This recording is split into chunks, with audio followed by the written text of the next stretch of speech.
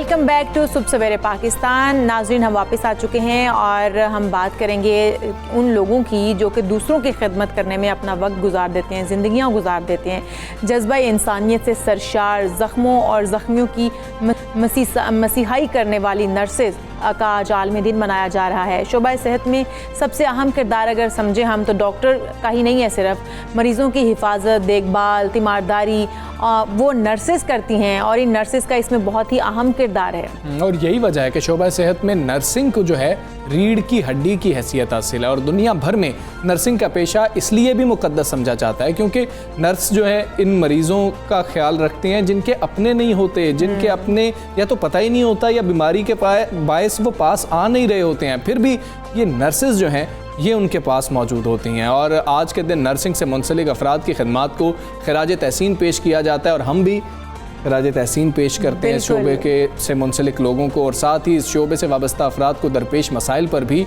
रोशनी डाली जानी बहुत ज़्यादा ज़रूरी है। बिल्कुल ऐसे ही है। हालिया कोरोना वायरस की बात कर लें तो डॉक्टर्स और नर्सेज को भी मुतासिर किया कोरोना ने। पाकिस्तान में अब तक सैकड़ों नर्सेज आलमी वबा से मुतासिर हो चुकी हैं, मगर इसके बावजूद इनके हौसले बुलंद हैं। फिर भी अस्पतालों में हम देख रहे हैं कि स्टाफ मौजूद है, क्या परेशानियाँ इनको आती हैं या किस तरीके से ये काम करते हैं, इस सब पे आज जो है वो गुफ्तगू। बिल्कुल ऐसी इशाल हम देखते हैं कि जब हम जाते हैं तो कुछ लोग, क्योंकि लोग परेशान होते हैं, ये बात हम अंडरस्टैंड करते हैं, लेकिन मैंने अक्सर देखा है कि लोग शाउट कर रहे होते हैं, बदतमीज़ी कर रहे होते हैं और मतलब कि रिस्पेक्ट नहीं दे रहे होते। ऐसा नहीं होना चाहिए। खैर, हम आज बात करेंगे इस अहम दिन के हवाले से शोबा नर्सिंग में पहली डॉक्टरेट डिग्री हासिल करने वाली पाकिस्तानी खैरुन्निसा उजानी साहिबा हमारे साथ जो हैं तो मौजूद हैं। आप डीन हैं school of nursing Aga Khan university hospital की।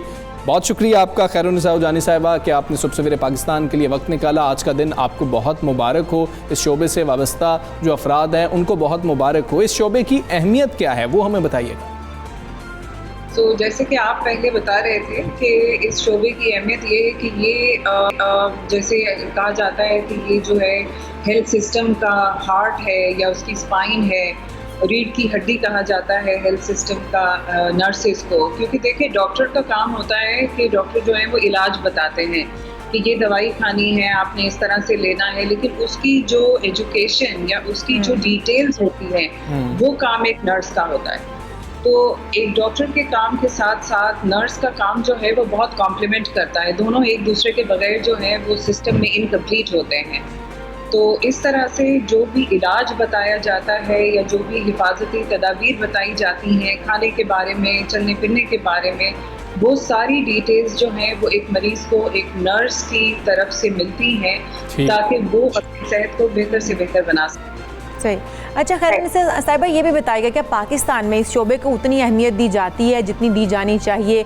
और फिर क्या एजुकेशन के हवाले से हम बात कर लें तो नर्सिंग की एजुकेशन का मयार क्या है यहाँ पर? तो बहुत इम्पोर्टेंट और अच्छा सवाल है ये। अगर आप हिस्ट्री से चलें तो ये जो तरबियत इसकी थी वो एक डिप्लोमा लेवल की थी।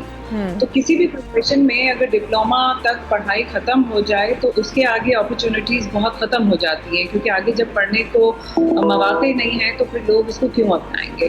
अब इसका रुझान बहुत तब्दील हो गया है। बहुत सारी स्कूल्स ऑफ नर्सिंग को अब कॉलेज का दर्जा दे दिया गया है, यूनिवर्सिटीज़ आ गई हैं। अब जो दाखिले की रिक्वायरमेंट है वो भी मैट्रिक से इंटर तक आ गई है। इंटर साइंस के लोगों को ये मिलता है।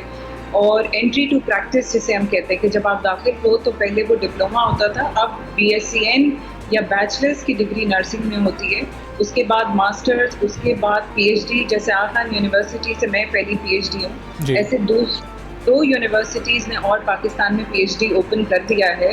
तो आप सोचें कि अब 3 यूनिवर्सिटी से इंशाल्लाह 1-2 साल में हर साल PhD नर्स निकलेगी।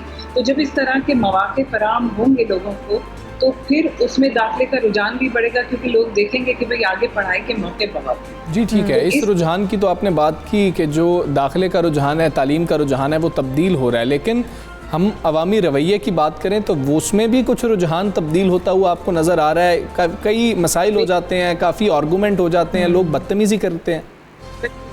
देखिए, अस्पताल में जो आता है वो खुशी से नहीं आता, वो बहुत परेशानी में आता है। तो सिर्फ नर्सेज नहीं, डॉक्टरों के साथ भी ये होता है।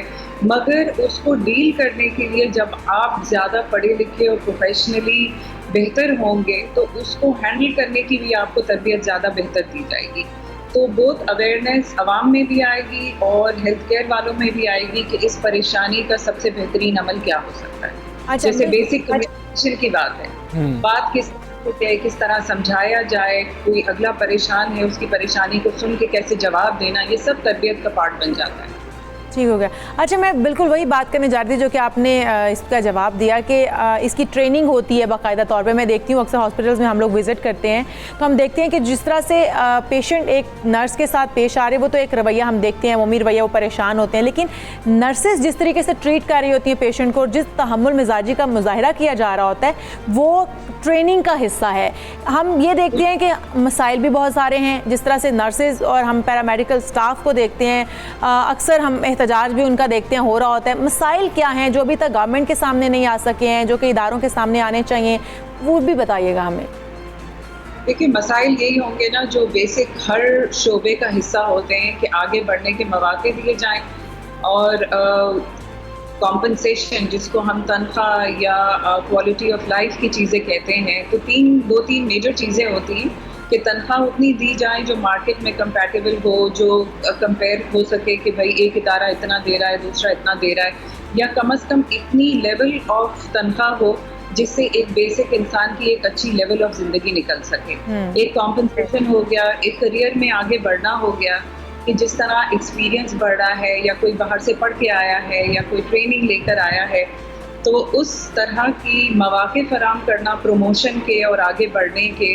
और फिर पॉलिसीज़, जो एक इदारे में पॉलिसीज़ हो या गवर्नमेंट लेवल पे इस तरह की पॉलिसीज़ हो जिसको हम हरासमेंट या वर्क प्लेस सेफ्टी की पॉलिसीज़ बोलते हैं, अगर इन दो तीन चीज़ों पे काम किया जाए तो जब पॉलिसी और सिस्टम बन जाते हैं तो फिर आवाम भी अवेयर होती है कि भाई अगर हम ये करेंगे तो हमारे साथ आगे ये हो सकता है, और अगले को भी पता होता है कि भाई मैं प्रोटेक्टेड हूँ तो मैं इस हद तक जाके जवाब दे सकता हूँ, बाकी मेरे पीछे मुझे लोग संभालने के लिए पॉलिसी के लिहाज से। बिल्कुल ठीक है। ये भी हमें बता दीजिएगा, यंग नर्सेज जो आपको सुन रही हैं, इस शोबे में आ चुकी हैं, उनको आप क्या पैगाम देना चाहेंगी कि वो अपने करियर को किस तरीके से लेकर चलें? मैं उनको ये पैगाम देना चाहूँगी कि वो अपने करियर को प्रैक्टिकल और पढ़ाई दोनों में बैलेंस करना चलें। वो ये सोच के चलें कि ये खिदमत का जज्बा है, ये एक हेल्थ की तरफ आवाम के लिए खिदमत है, मगर ये उनकी अपनी भी करियर है, ये उनका अपना फ्यूचर भी है। तो 2-3 साल एक्सपीरियंस लें, फिर आगे पढ़ाई करें, फिर आए अपने मुल्क के सिस्टम में उस पढ़ाई का इस्तेमाल करके उस सिस्टम को बेहतर करें और फिर आगे बढ़ें। तो हर शोबे की तरह काम और पढ़ाई को वो साथ साथ लेके चलें और इससे अपनी ज़िंदगी को और आवाम की ज़िंदगी को भी बेहतर बनाएं। अच्छा, ये भी बताएगा कि नर्सिंग के शोबे से वाबस्ता होने के लिए रुझान कितना देख रही हैं आप? कितने शौक़ से लोग इससे वाबस्ता होते हैं? वो मेल नर्स हैं या फिर फीमेल नर्स हैं, कितना रुझान देख रही हैं? मैं अब रुझान काफ़ी देख रही हूँ। मैं इस प्रोफेशन में तकरीबन 15-20 साल से काम कर रही हूँ और पहले मैं मानती हूँ कि रुझान बहुत कम था, बहुत लिमिटेड लोग इसमें आना चाहते थे, मगर अब बहुत तब्दीली है। तो जैसे बार बार मैं एक ही बात कर रही हूँ कि वो जिस तरह से आगे बढ़ने के ज़्यादा हैं, तो यंगस्टर्स में वो एनर्जी आ रही है कि हम हेल्थ केयर में जाके इस तरह सर्व कर सकते हैं जहाँ हमें उस लेवल की पहचान, उस लेवल की डिग्रीज और रिकग्निशन मिल सकती है। तो अब इसमें रुझान काफ़ी बढ़ गया है, बोथ मेन एंड वेमेन। जी ठीक है। कोरोना के दौरान हमने देखा कि पूरा हेल्थ सेक्टर बहुत मुश्किलात का शिकार रहा, नर्सेस सबसे आगे रही, अगर हम बात करें हर वक्त वहाँ पर मौजूद रहीं। क्या मुश्किलात थी पाकिस्तानी नर्सेस को? जिस तरह से हमें इल्म है आगा खान यूनिवर्सिटी हॉस्पिटल से ताल्लुक़ रखने वालों को भी इंटरनेशनली जो है एक्नॉलेज किया गया, आप लोगों की जो आपने काम किया उस हवाले से कितना अच्छा लगता है जब इंटरनेशनली एक्नॉलेज किया जाता है। क्या पाकिस्तान में भी एक्नॉलेजमेंट है? बिल्कुल है, बिल्कुल है। जैसे कल इंटरनेशनल नर्सेस डे का हमारा एक इवेंट था खान यूनिवर्सिटी में, तो हमारी चीफ मिनिस्टर साहब डॉक्टर फैसल सुल्तान और डॉक्टर अजरा पीचू, उन लोगों ने बहुत हमें सराहा और अपनी वीडियो मैसेजेस हमें भिजवाए जो हमने वहाँ पे प्ले किए कि कितना वो रिकग्नाइज़ करते हैं कि नर्सेस कितना इम्पोर्टेंट पार्ट है सिस्टम का और उनकी आगे बेहतरी के लिए कितनी हद तक काम होना चाहिए। तो मैं कहूँगी इंटरनेशनल रिकग्निशन के साथ अब चूँकि यहाँ शिफ्ट हो रही है सिस्टम, कोविड ने मौका दिया है नर्सेस को आगे आने का और लोग सराह रहे हैं, तो मुझे बहुत उम्मीद इंशाल्लाह आगे इसके लिए बहुत बेहतरीन होगी। इंशाल्लाह। ठीक है। खैरुन्निसा उजानी साहबा, बहुत शुक्रिया आपका। सबसे वेरान से आप बात कर रही थी अहम दिन है और हम लोगों की ज़िम्मेदारी ये है कि वो लोग तो अपनी ज़िम्मेदारी निभा रहे हैं, हमारी ज़िम्मेदारी ये है कि कम से कम हम बहुत परेशान होते हैं जब अस्पतालों में जाते हैं, लेकिन हम जो एहसास का दामन है, तमीज़ का दामन है, वो हाथ से ना छोड़ें और उनको इज्जत से जो है उनके साथ पेश आएं। बिल्कुल ऐसा ही है, और हम अपने रवैयों को बेहतर करें, ये बहुत ज़रूरी है।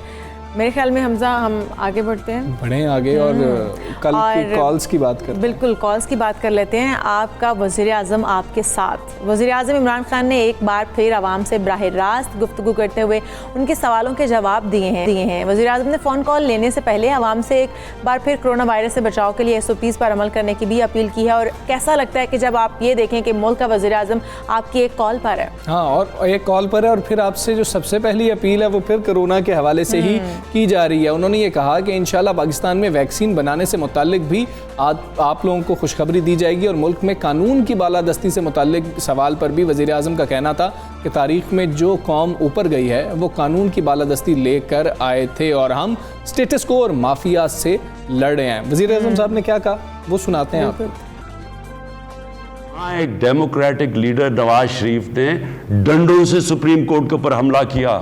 हमारी हुकूमत वो है जो किसी किस्म की मुदाखलत अदलिया के निज़ाम में नहीं करती। ये जो ताकतवर को कानून के नीचे लाना है, ये एक जहाद है, मैं इसको जहाद समझता हूँ। ये पॉलिटिकल लोग हैं जिन्होंने 30 साल इस मुल्क को लूटा है। ये सारा जो माफिया बैठा है, ये नहीं चाहेगा कानून की बालादस्ती आए। वज़ीर आज़म ने जो मतलब कि फ़ोन सुन रहे थे और आपकी कॉल्स थी, आपके मसाइल थे, उस पर बात कर रहे थे। एक फ़ोन कॉलर ने जो बात की थी कि जी कि आप अपनी वज़रा की जो टीम है उससे मुतमईन है, तो उन्होंने कहा कि जी कि सारे खिलाड़ी एक जैसे नहीं होते हैं, लेकिन जो परफॉर्म नहीं करेगा उसको तब्दील कर दिया जाएगा। बिल्कुल ऐसा ही, और हमने ये प्रैक्टिस होते हुए भी देखी है। जिसने काम नहीं किया उसको तब्दील कर दिया जाता है, और वजारतें जो हैं वो तब्दील होती रही। हमने औकाड़ पछाड़ जो है वो हम देखते रहे इस तरह से। तो जो उन्होंने ये भी कहा कि कौम के साथ अगर खड़ी है कौम हमारे, तो माफिया से जीत कर दिखाऊंगा। वज़रा की कारकर्दगी से मुतालिक समझा कहे तो उन्हें सवाल पर जवाब दे दिया कि ज़रूरी नहीं है कि टीम का हर खिलाड़ी अच्छा हो, सुपरस्टार हो, हर कोई वसीम अकरम तो नहीं हो सकता। तो यही उन्होंने बात की। खैर, अभी आप किधर जा सकते हैं, एक ब्रेक पे जा सकते हैं, वापस आएंगे ब्रेक से। आपने खैर कहीं नहीं जाना है, हम वापस आ रहे हैं बस। बिल्कुल, स्टे विद अस।